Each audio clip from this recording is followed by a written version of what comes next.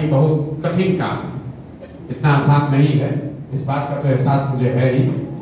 लेकिन जब मैं ऐसे शहर के सो कॉल्ड प्रबुद्ध लोगों से मिलता हूँ तो मुझे लगता है कि ये काम क्यों इतना कठिन है, क्योंकि ये प्रबुद्ध लोग जो यहाँ बैठे हुए हैं, हम भी उसी में शामिल हैं। आप अपने आप को प्रबुद्ध, जानकार, समझदार बता रहे हैं और आपका इग्नोरेंस गांव में रहने वाले लोगों से भी ज्यादा है। 5000 गांव में रहने के बाद, जाने के बाद पैदल, मेरा अपना अनुभव है कि हर जिले में जहां भी हम जाते हैं और लोग जो सवाल पूछते हैं, कोई अभी तक आपने ऐसा सवाल नहीं पूछा जिसका जवाब पिछले 2 वर्ष में कम से कम 10 बार हमने न दिया हो, वीडियो पर, यूट्यूब पर, पत्रकार वार्ता में या सभाओं में। आप उसको नहीं देखे हैं, जाने हैं, उसको एग्जामिन नहीं किए, आपका दोष नहीं है। लेकिन बिहार के प्रबुद्ध लोगों के लिए ही बहुत सैकड़ों साल पहले ग्रीस के एक बड़े दार्शनिक प्लेटो ने एक बात कही थी, if you do not participate in democracy, be ready to be ruled by your inferiors. अगर आप लोकतंत्र में भागीदार नहीं बनिएगा तो इस बात के लिए तैयार रहिए कि कोई मूर्ख आदमी राजा बनकर आप पर शासन करेगा। तो बिहार की दुर्दशा इसलिए नहीं है कि यहाँ पर जाति है कि धर्म है कि नेता लूट लिया। पूरे देश में कहीं ऐसा राज्य नहीं है, कोई राज्य नहीं जहाँ जाति नहीं है, कोई ऐसा राज्य नहीं है जहाँ नेता और पार्टी भ्रष्ट नहीं है। लेकिन जितनी दुर्दशा बिहार की है, इतनी दुर्दशा किसी राज्य की नहीं। और उसकी मुख्य वजह यह है कि यहाँ का जो समाज है, जो समाज में अपने आप को अच्छा बेहतर समझने वाले लोग मानते हैं, उन्होंने पिछले 30-40 वर्षों में परिस्थितिवश या स्वयं से अपने आप को राजनीति से किनारे कर लिया। अरे भैया ये तो बहुत गंदा, हम इसमें क्यों नहीं। राजनीति से किनारे करने का मतलब ये नहीं है कि हर व्यक्ति चुनावी राजनीति में आ जाए। राजनीति से लोकतंत्र में जागरूक नहीं रहने का मतलब ये है कि आपको ये पता भी नहीं है कि जनसुराज में क्या हो रहा है। आप कह रहे हैं कि गांव तक, जमीन तक बात नहीं पहुंचा। जमीन तक बात पहुंचने की जरूरत ही नहीं। बिहार में 5 करोड़ लोग हर महीने यूट्यूब और फेसबुक देखते हैं। अगर 5 करोड़ में आधा आदमी भी जो यूट्यूब पर, फेसबुक पर बताया जा रहा है उसको देखकर, समझकर जागरूक हो जाए तो बिहार में व्यवस्था परिवर्तन के लिए उतना ही आदमी काफी। आप पूर्णिया में बैठे रोज 4 घंटा न्यूज देख रहे हैं और आपने जो सवाल किया हम उसका जवाब अभी देंगे, लेकिन आपने कोई ऐसा सवाल नहीं किया जिसका जवाब हमने पहले से नहीं दिया। ये दिखाता है कि राजनीति में आप कितने मानसिक तौर पर सक्रिय हैं। तो जब आप खुद नहीं अपने राज्य में होने वाले प्रयास के बारे में, सही या गलत, समझिए जनसुराज गलत ही है, तो भी आपने अपने बौद्धिक क्षमता पर जोर नहीं दिया कि इस चीज को समझे, देखे, एग्जामिन करें और इस पर कुछ क्रिटिकल बात कहें। सामान्य बात लोग कह रहे भाई इस पर भरोसा क्यों करें, बात तो ठीक है। जनसुराज पर क्यों भरोसा करें, ये सवाल ठीक है। जनसुराज पर क्यों भरोसा करें, बिल्कुल हम कह रहे भैया बिल्कुल मत करो। जनसुराज पर क्यों भरोसा करो। कोई आदमी यहाँ खड़ा होगा और आप सवाल देखिए, आप सवाल क्या पूछ रहे हैं, भैया आप पर भरोसा क्यों करें, आप ठगिएगा तो नहीं। अगर हमको आपको ठगना होगा तो यहाँ खड़े होकर कहेंगे कि हम आपको ठगेंगे। अरे भाई हम तो कहेंगे ही कि हम आप बिल्कुल हम पर भरोसा कीजिए। आप कह रहे हैं कि हम आप पर भरोसा क्यों करें। भाई यहाँ पर बहुत डॉक्टर लोग बैठे हैं, मान लीजिए कि आपको कोई रोग हो गया, आपने पूर्णिया के सारे डॉक्टरों से इलाज कराया, डॉक्टर ने बताया भाई ये तुम्हारा जो रोग है ना इलाज है, इसकी कोई दवा नहीं है, खान पान में संयम रखिए, योगा कीजिए, व्यायाम कीजिए, ये रोग ठीक नहीं हो सकता। जितनी दवा मार्केट में है सब ट्राई करके देख लिया, अब ये सुधरेगा नहीं, अपना किसी तरह अपना जीवन यापन चलाइए, जिसको अंग्रेजी में पैलिएटिव केयर करते हैं, डॉक्टर लोग बताएंगे। अचानक से एक दिन आपको डॉक्टर साहब फोन करें और कहे भाई एक नई दवा आई है जिसका अभी पूरा प्रमाण तो नहीं है, लेकिन ये संभावना है 30-40% शायद आपका रोग ठीक भी हो सकता है। क्या चाहते हो, इसको ट्राई करें कि ना करें। तो जितने बुद्धिजीवी लोग बैठे हैं वो क्या कहेंगे कि भैया जरूर ट्राई कीजिए, कम से कम 30% चांस तो है। तो जो जिन दलों को आपने पहले से ट्राई कर लिया, राजद है, जदयू है, कांग्रेस है, भाजपा है, वो वही एक्सपायर दवा है जो आप जान रहे हैं जिसके खाने से कोई फायदा नहीं है। एक नई दवा आई है जनसुराज, जिसमें शायद 20% संभावना है कि कुछ ठीक हो जाए, चाहे 80% संभावना है प्रशांत किशोर भी ठग के निकल जाएंगे, लेकिन 20% तो संभावना है। आप तय कर लीजिए कि आपको एक्सपायर्ड दवा खाना है कि जो नई दवा आई है वो खाना है। तर्क का तो कोई अंत ही नहीं है। हम ये दावा ही नहीं करते हैं कि हम ही सब कर देंगे कि जन सुधार देगा। कैसे सुधार देगा? किसी ने भी दक्षिण के राज्यों की चर्चा की। मेरे भाई, बिहार कब सुधरेगा आप समझिए। बिहार कब सुधरेगा इसको समझने के लिए आपको प्रशांत किशोर से बात करने की जरूरत नहीं है। इसी देश में 5 राज्य ऐसे हैं जिन्होंने पिछले 70-75 साल में भ्रष्टाचार के रहते हुए इसी संविधान के तहत इन्हीं राजनीतिक व्यवस्था में बहुत तरक्की करके दिखाया है। केरल, तमिलनाडु, कर्नाटक, आंध्र प्रदेश और तेलंगाना, ये 5 ऐसे राज्य हैं जो देश के 1/3 इकोनॉमी इन्हीं 5 राज्यों में आज है। आजादी के समय ये 5 राज्य पीछे के राज्य रहे होंगे। आज 1/3 देश की इकोनॉमी इन 5 राज्यों में। इन 5 राज्यों में अलग अलग भाषा बोली जाती है, अलग अलग राजनीतिक दल हैं, अलग अलग विचारधारा है, अलग अलग समय पर नेता आए हैं, बड़ा भ्रष्टाचार भी है। लेकिन इन 5 राज्यों की तरक्की में एक बात कॉमन है। इन लोगों, इनको न मोदी ने बनाया न कांग्रेस ने बनाया। इन 5 राज्यों में एक बात कॉमन है, आज तक कोई नेता 10 वर्ष से ज्यादा वहां मुख्यमंत्री नहीं बन के रहा। जनता जो है वो पलटती रहती है। लोकतंत्र में सबसे ज्यादा जरूरी है कि आप जिसको भी चुने उसके बंधुआ मजदूर मत बन जाइए। वोट और भरोसा 5 वर्ष के लिए। बिहार में जिसको वोट देना शुरू कर दिए तो 30 वर्ष के बाद तो 30 वर्ष तक तो सांसें नहीं दीजिएगा, उसी को दिए जा रहे हैं। जब तक आपके वोट का डर नेताओं में नहीं होगा तब तक सुधार नहीं होगा। जन सुराज आ जाए या कोई दूसरा आ जाए। यहाँ पूर्णिया में लोग जो बैठे हुए हैं अपने आप को प्रबुद्ध बता रहे हैं। सबसे बड़े क्रिमिनल को आपने चुना है, 1 बार नहीं 5 बार चुना है, और कितना बड़ा अपने आप को प्रबुद्ध बता रहे हो। लंबा फेंक रहे हो, लंबा फेंके जा रहे हैं। अरे भैया, देश में भ्रष्टाचार कैसे खत्म होगा? कैसे खत्म होगा? बिहार में सबसे क्रिमिनल अगर 2-4 लोग यहां से चुन कर आते रहे हैं, उसमें आपका भी लोकसभा उसी में शुमार करता है। और आप कह रहे हैं कि सुधार कैसे होगा? सुधार तब होगा जब आप सुधरिएगा। कैसे सुधरेगा? कैसे सुधरेगा? हम पूरा बिहार पैदल चले, जहां जाते हैं आदमी कहता है भैया इतना भ्रष्टाचार है, इतना दिक्कत है, ये नेता बिल्कुल खराब है। उससे अच्छा बताओ विधायक जी कई बार से जीत रहे हैं? बोलता भैया 4 बार से जीत रहे हैं। सांसद कई बार से जीत रहे हैं? तो भैया 2 बार से जीत रहे हैं, उससे पहले उनके बाबूजी जीत रहे थे। अरे भाई, ये कैसे हो रहा है? ये कैसे हो रहा है? आप इतना परेशान भी हैं, अपने आप को बता रहे हैं कि इतना परेशान समझदार हैं, और उसी नेता को वोट भी दिए जा रहे हैं। पूर्णिया में पंजाब के लोगों ने तो आकर वोट नहीं दिया। पूर्णिया में पूर्णिया के लोगों ने वोट दिया। बोइएगा बबूल तो आम कहां से खाइएगा? और शहर में रहने वाले प्रबुद्ध लोग का तो हालत और खराब है। आप तो वोटें नहीं देने जाते। आप बिहार में वोटिंग परसेंटेज उठाकर देख लीजिए, ये मेरा कंजेक्शन नहीं है। बिहार में राष्ट्रीय स्तर से करीब 10 परसेंटेज पॉइंट कम वोट होता है। शहरों में 40-45% से ज्यादा नहीं होता। और शहरों के अगर गरीब इलाकों को हटा दीजिए तो जो मध्यम वर्गीय प्रबुद्ध लोग हैं, कि 25-30% भी वोट आप करने नहीं जाते। काहे के लिए झूठ मूठ का बड़ा बात बोल रहे हैं? किसी ने कहा, सर माफी चाहेंगे, आपको रोकेंगे सर। आप चूंकि पूर्णिया के लोगों के बारे में बोल रहे हैं, बोलना पड़ेगा। अब बैठिए, आपका बात सुन लिए, हम बात खत्म करेंगे, फिर बोलिएगा पूर्णिया का ठेका नहीं है। बैठिए ना।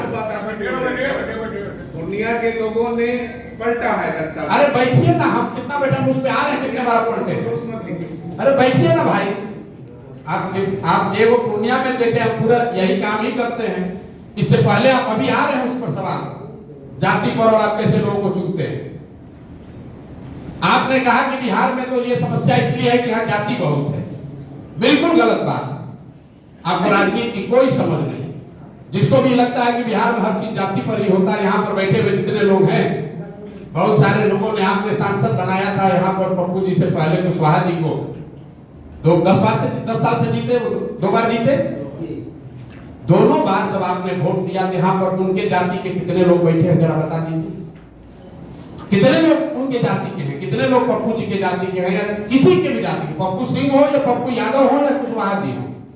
लोग बताता है बिहार में मोदी जी के नाम पर वोट पड़ा, और साथ में ये भी कह रहा है कि भैया सब आदमी जाति पर वोट दे रहा है। दोनों बात कैसे संभव है? अगर हर आदमी जाति पर वोट दे रहा है तो मोदी जी को बिहार में वोट दिया किसने, ये बता दीजिए हमको। मोदी जी के जाति का तो कोई बिहार में रहता ही नहीं है। आप अपने आप को ज्ञानी बता रहे हैं। अगर बिहार में हर व्यक्ति जाति पर ही वोट दे रहा है तो मोदी जी को बिहार में वोट दिया किसने? मेरे भाई, बिहार में जाति एक सच्चाई है, जैसे दूसरे राज्यों में भी सच्चाई है। 1970 के जमाने में गुजरात में खाम थियरी आपने सुना होगा, KHAM, क्षत्रिय हरिजन आदिवासी मुसलमान, जो वहां के कांग्रेस को जिताता था। खाम थियरी गुजरात में बना था, बिहार में नहीं बना था। बोकालिका लिंगायत कर्नाटक में होता है, बिहार में नहीं हो रहा। कम्मा और रेड्डी आंध्रा में चुनाव लड़ाते जिताते हैं, उस बिहार नहीं है। हर राज्य में जाति है। जाति समाज की एक सच्चाई है। जो भी समाज में होगा वो राजनीति में भी होगा। अगर समाज में जाति है तो राजनीति में भी जाति होगी। समाज में भ्रष्टाचार है तो राजनीति में भी भ्रष्टाचार होगा। जाति कई मायनों में एक सच्चाई है, एकमात्र सच्चाई नहीं है। और मैं आपको उदाहरण देकर भी बताऊंगा। जिसको भी लगता है कि बिहार में तो भैया सिर्फ जातीय पर राजनीति होता है, आप बताइए 1984 में इसी बिहार में कांग्रेस को बहुत बड़ी सफलता मिली थी। राजीव गांधी प्रधानमंत्री बने थे। आपसे पूछेंगे भाई राजीव गांधी के जाति के बहुत लोग तो नहीं रहते हैं बिहार में, कैसे उनको इतना वोट मिल गया? आप बताइएगा कि इंदिरा गांधी की मृत्यु हुई थी और उनकी मृत्यु से जो सहानुभूति की लहर बनी थी, उसकी वजह से कांग्रेस जीत गई। फिर आपसे पूछेंगे 1989 में क्या हुआ, वीपी सिंह कैसे जीत गए, जनता दल कैसे जीत गया? आप बताइएगा नहीं, ये वीपी सिंह का करिश्मा नहीं था, वो तो बफोर्स और भ्रष्टाचार इतना बड़ा मुद्दा बन गया था कि सब लोगों ने वीपी सिंह जनता दल को वोट दिया। फिर पूछेंगे अच्छा 2014 में क्या हुआ, मोदी कैसे जीत गए, भाजपा कैसे जीत गया? आप बताइएगा भैया वो तो मोदी का जो लहर बना था, वो लहर में सब लोग जाकर वोट दे दिया। फिर पूछेंगे 2019 में क्या हुआ, कैसे भाजपा इतना बड़ा जीत लेकर आ गई? आप बताइएगा कि भैया 2019 में तो बहुत कांटे का लड़ाई था, वो तो पुलवामा हो गया, उसके बाद से हर आदमी जाकर भाजपा को वोट दिया। ये चारों इलेक्शन जो पहले हुए हैं, इसको आप जो चारों बात मैंने बताई इसको कागज पर लिखिए। 1984 एक व्यक्ति है जिसकी मृत्यु हुई और उससे एक सहानुभूति की लहर बनी, जाति टूट गई। 1989 एक मुद्दा है बफोर्स भ्रष्टाचार, उससे बनी लहर, उससे जाति टूट गई। 2014 में एक व्यक्ति है मोदी, उसकी बनाई हुई लहर, जाति टूट गई। 2019 राष्ट्रवाद, पुलवामा, राष्ट्रीय सुरक्षा का मुद्दा हुआ, जाति टूट गया। ये आपको क्या बताता है? आगे क्या होगा छोड़िए। इसी बिहार में समाज ने ये दिखाया है कि अगर कोई व्यक्ति, अगर कोई विषय, अगर कोई घटना, अगर कोई विचारधारा समाज के इमेजिनेशन को कैप्चर कर ले तो जातियों में वो ताकत है, वो ऊपर उठकर, जातियों से ऊपर उठकर लोग वोट करते रहे। आगे करेंगे कि नहीं छोड़ दीजिए, पहले करते रहे। फिर भी आपको क्यों लगता है कि जाति पर वोट पड़ता है? वो इसलिए कि बीच के कई चुनावों का मैंने हवाला नहीं दिया। जब चुनाव में कुछ ऐसा न हो, कोई व्यक्ति, कोई विचारधारा, कोई मुद्दा, कोई विकल्प न हो, दोनों लड़ने वाले एक ही जैसे दिख रहे हैं, तो समाज भी कहता है दोनों तो एक जैसा दिख रहा है, चलो अपना जाने वाले को दे देते हैं। तो ये मत भूल कीजिए। अब कुछ आदमी जबरदस्ती करेगा कि ना, तो लोकसभा का मैं एग्जाम्पल दिए है, विधानसभा में ऐसा नहीं होता है। तो विधानसभा का उदाहरण देख लीजिए। 2010 में नीतीश कुमार और भाजपा की एनडीए की सरकार 206 सीट जीत कर आई बिहार में। तब नीतीश कुमार बड़े नेता थे, मोदी जी इतने बड़े नेता नहीं थे बिहार में। नीतीश कुमार के नाम पर चुनाव हुआ था, 206 सीट एनडीए को मिला था। सामने से लालू जी, रामविलास जी और कांग्रेस तीनों एक साथ थे। वही एनडीए फिर चुनाव लड़ा 2020 में। इस बार नीतीश के साथ साथ मोदी जी भी थे और सामने से लालू जी कमजोर हुए थे, उनका लड़का तेजस्वी लड़ रहा था। कांग्रेस भी 2009 के मुकाबले कमजोर हुई है और रामविलास जी तो उस गठबंधन में थे ही नहीं, फिर भी उस एनडीए को 115 सीट जीतने में दम निकल गया। क्या हुआ? एनडीए को वोट देने वाले सब जाति वाला बिहार छोड़कर भाग गया? नहीं, वो 206 सीट इसलिए आया था कि 2005 से लेकर 2010 तक जो एनडीए की नीतीश की सरकार चली थी, समाज का हर वर्ग मानता था कि कुछ न कुछ काम हुआ है, तो उनका काम भी था और जातीय समीकरण भी था, तो 206 सीट आया। और 2020 में वही समीकरण था, काम नहीं था, तो 115 सीट आया। कि जिसको जिसको लगेगा ना भैया गांव में तो देखते हैं जाति पर होता है। एक और आंकड़ा ले लीजिए, पिछले चुनाव में 82% मुखिया अपना चुनाव हारा है, 82% मुखिया लोग चुनाव हारे, उनकी जाति क्या पंचायत और गांव छोड़कर चली गई है? ये भ्रम मत पालिए। जाति एक सच्चाई है, जाति एकमात्र सच्चाई नहीं। अंत में जाति को लेकर एक और बात आपको कहूंगा। मान लीजिए कि आप कितना भी हम कहें, आप निकल के करे कितनों बतिया में ढूंढो तो जाति को पड़ेगा।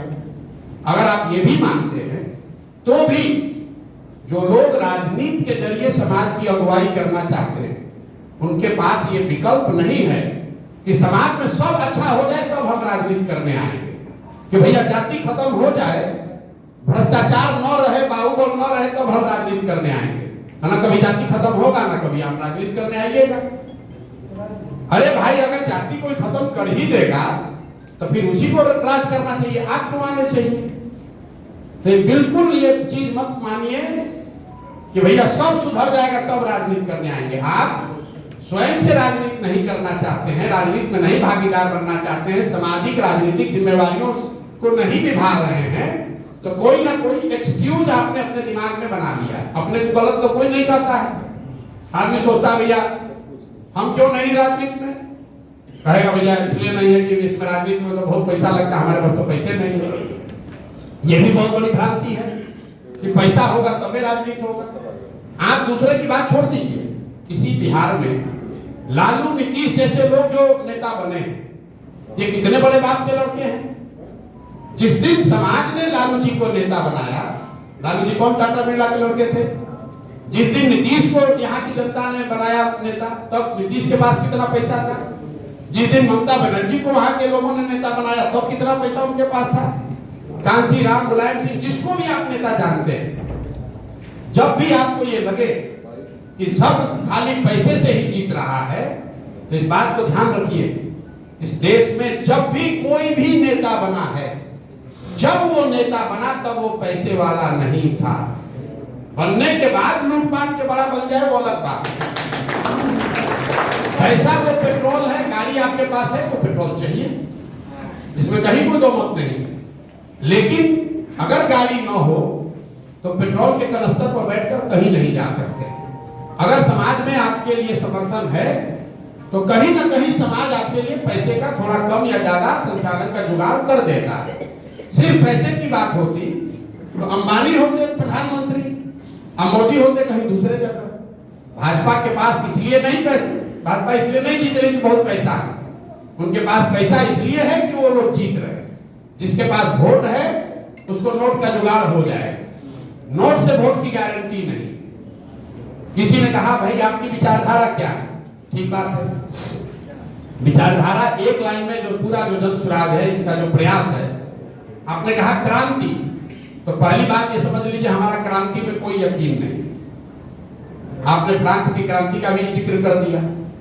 पूरे मानव सभ्यता के इतिहास को अगर आप पढ़ेंगे तो किसी भी आंदोलन से, किसी भी क्रांति से मानव सभ्यता का भला नहीं हुआ है। फ्रांस की क्रांति उसमें अपवाद है, उससे भला हुआ है। फ्रांस की क्रांति को अगर अपवाद के तौर पर हटा दिया जाए तो किसी क्रांति से मानव सभ्यता का भला नहीं हुआ है। क्यों?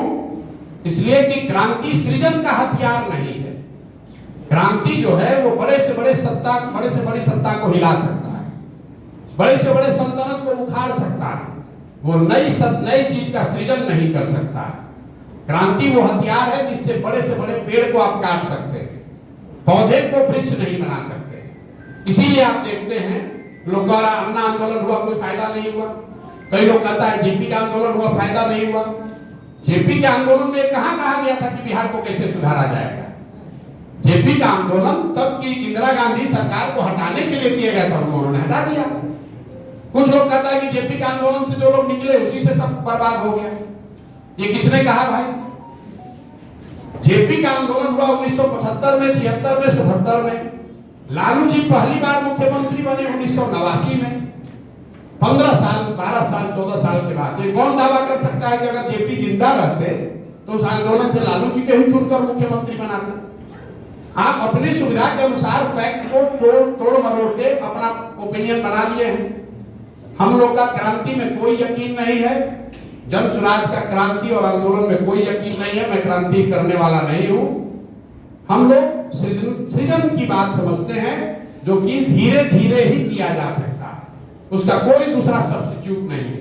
अगर आप गांधी को ध्यान से पढ़ेंगे, समझने का प्रयास करेंगे, तो गांधी जी ने कोई क्रांति की बात नहीं। 25 साल तो गांधी लोग देश में आने के बाद ही कहे ही नहीं कि अंग्रेज को हटाना है यहाँ से। 25 साल तक तो उन्होंने यही कहा कि पहले आप अपने आप को तैयार तो करो कि आप आजाद होने के लायक बनोगे। गांधी ने कभी क्रांति की बात नहीं कही है शुरुआती 20 साल तक। तो क्रांति हम नहीं कर रहे हैं। रह गई बात की क्या विचारधारा है, तो एक शब्द में आपके बोलचाल की भाषा में समझाएंगे क्या है जनसुराज। जनसुराज आजादी से पहले महात्मा गांधी की जो कांग्रेस थी, उसी विचारधारा, उसी व्यवस्था को फिर से पुनर्जीवित करने का अभियान है। जैसे आजादी से पहले जिस किसी को भी आजादी की लड़ाई में योगदान करना होता था, उसकी क्षमता कुछ भी हो, जाति वर्ग कुछ भी हो, वो तब की कांग्रेस में जाकर शामिल हो जाता था। और कांग्रेस ऐसी व्यवस्था थी जिससे जुड़कर आप महसूस करते थे कि हम आजादी की लड़ाई में जुड़ गए। और फिर आपकी जो भी क्षमता थी, आपकी क्षमता अखबार निकालने की थी तो आपने अखबार निकाला, आपकी क्षमता रेलवे लाइन उखाड़ने की थी तो आप रेलवे लाइन उखाड़े, कोई बम फेंक कर आया, कोई धरने पर बैठा, कोई अनशन किया, कोई जेल भरो किया, कोई प्रभात फेरी निकाला। लेकिन उसमें से ज्यादातर लोग कांग्रेस से जुड़े हुए थे। तो जन स्वराज की जो व्यवस्था है, वो व्यवस्था ये है कि जो आदमी भी बिहार में बदलाव चाहता है, वो जिस भूमिका में आना चाहता है, वो आए, जुड़े और बिहार को सुधारने के लिए अपना योगदान करे। ये किसी व्यक्ति का, किसी जाति का, किसी परिवार का दल नहीं है। आज मैं इसका चेहरा दिख सकता हूं, लेकिन कांग्रेस का चेहरा 1910 में कोई दूसरा रहा होगा, 1920 में कोई दूसरा रहा होगा, 1940 में कोई दूसरा रहा होगा। और मैं आपको दावे के साथ कह सकता हूं कि 5 वर्ष के बाद प्रशांत किशोर से बहुत कोई काबिल आदमी बिहार का लड़का इसको जन स्वराज को लीड करेगा। लेकिन जरूर नहीं प्रशांत किशोर इसको करेगा। विचारधारा के आधार क्या है? तो हम लोग की सीधी लड़ाई भाजपा से। आपने दक्षिण पंथ की बात कही और साथ में कहा कि कांग्रेस, आरजेडी सब दल दक्षिण पंथी नहीं। अंग्रेजी में अगर कहा जाए तो राइट ऑफ सेंटर और लेफ्ट ऑफ सेंटर। भाजपा को आप राइट ऑफ सेंटर मान सकते हैं और बाकी जितने दल बिहार देश में हैं, बिहार इंक्लूडेड, उसको आप लेफ्ट ऑफ सेंटर मान लीजिए। जो लेफ्ट है वो तो एक्सट्रीम लेफ्ट है। हम लोग लेफ्टिस्ट और प्राइवेटिस्ट समझते हैं। वो आप समझते हैं इसलिए क्या उसी में लिबरल है, कंजर्वेटिव है। ठीक है, बैठिए। लेफ्ट जो है उसमें एमएल भी हो सकता है, आईपीएफ भी हो सकता है, सीपीआई भी हो सकता है, सीपीएम भी हो सकता है। उसमें लेफ्टिस्ट सोच के जो रीजनल पार्टी है वो भी हो सकती है। कांग्रेस को मैं लेफ्ट ऑफ सेंटर मानता हूं। जिनकी समाज, जो लोग भी समाजवाद, समतामूलक समाज, ये सब की बात कर रहे हैं, बेसिक डिफरेंस क्या है? जहां पर स्टेट ये कहता है कि we have to proactively distribute the resource to reach the poor, तो लेफ्ट ऑफ सेंटर मान लीजिए। और जो ये कह रहा है कि नहीं, मार्केट का तरक्की होता रहेगा, जैसे भाई साहब कहे कि अडानी अंबानी आएंगे तो बहुत लोगों को नौकरी मिल जाएगी, वो दक्षिण पंथ, वो राइट ऑफ सेंटर है। सही और गलत मैं बात नहीं कर रहा हूं। दुनिया भर में राइट ऑफ सेंटर और लेफ्ट ऑफ सेंटर का परिभाषा क्या है? यही है कि जहां पर स्टेट को प्रोएक्टिवली पुअर और वेलफेयरिज्म का रिस्पांसिबिलिटी लेना है, उसको आप लेफ्ट ऑफ सेंटर मान सकते हैं। और जो ये कहता है कि नहीं, हम तरक्की करेंगे, इंपावर करेंगे, इंडस्ट्री खड़ा करेंगे, कैपिटल खड़ा करेंगे, एंड दैट विल पर्कोलेट डाउन। कौन सही है कौन गलत है, दुनिया में इसका डिबेट ना सेटल हुआ है ना कभी आगे होगा। और इसी से परलोकतंत्र चल रहा है। अमेरिका में आप देख रहे हैं, रिपब्लिकन पार्टी है, डेमोक्रेटिक पार्टी है, लोग पलटते रहते हैं, जो अच्छा लगे उसको चुनिए। हम लोग अपने आप को लेफ्ट ऑफ सेंटर मानते हैं। हम लोग वेलफेयर में बिलीव करते हैं। हम लोग ये मानते हैं कि जो समाज का छूट गया तबका है उसके लिए स्टेट को बिहार जैसे राज्य में प्रोएक्टिवली काम करना होगा। इसको सिर्फ आप इंडस्ट्रियलिस्ट के भरोसे नहीं छोड़ सकते हैं, क्योंकि जो नीचे लोग हैं वो इतने गरीब हैं कि अगर आप उसको मार्केट फोर्सेस पर छोड़ देंगे तो अपने आप अपने पैर पर वो खड़ा नहीं हो पाएगा। विचारधारा के आधार पर जनसुराज में 2 फोटो लगे हुए, एक गांधी और दूसरा बाबा साहब अम्बेडकर। ऐसा नहीं है कि हमको अच्छा लगा दोनों का फोटो तो लगा दिए। क्यों लगा है 2 फोटो? वो इसलिए लगा है कि इस देश में 80% हिंदू रहते हैं। 80% हिंदुओं के इस देश में भाजपा को करीब करीब 40% वोट आता है। इसका मतलब है कि आधे हिंदू आज ऐसे हैं जो भाजपा को वोट नहीं देते हैं, चाहे वो किसी जाति के। कौन से हिंदू हैं जो भाजपा को वोट नहीं दे रहे? फिर से याद कर लीजिए, 80% हिंदुओं के देश में भाजपा को 40% वोट मिलता है इन कंटेस्टिंग सीट। देश के स्तर पर 35% वोट मिला है, लेकिन सब सीटों नहीं लड़ते हैं। तो जो सीट लड़ते हैं मोटा मोटी वहां 40% उनको वोट आता है। इसका मतलब है कि आधे हिंदू भाजपा को वोट नहीं देते। कौन से लोग नहीं देते हैं भाजपा को वोट? जो लोग गांधी की विचारधारा के मानने वाले हिंदू हैं वो भाजपा की विचारधारा से इत्तेफाक नहीं रखते। जो लोग बाबा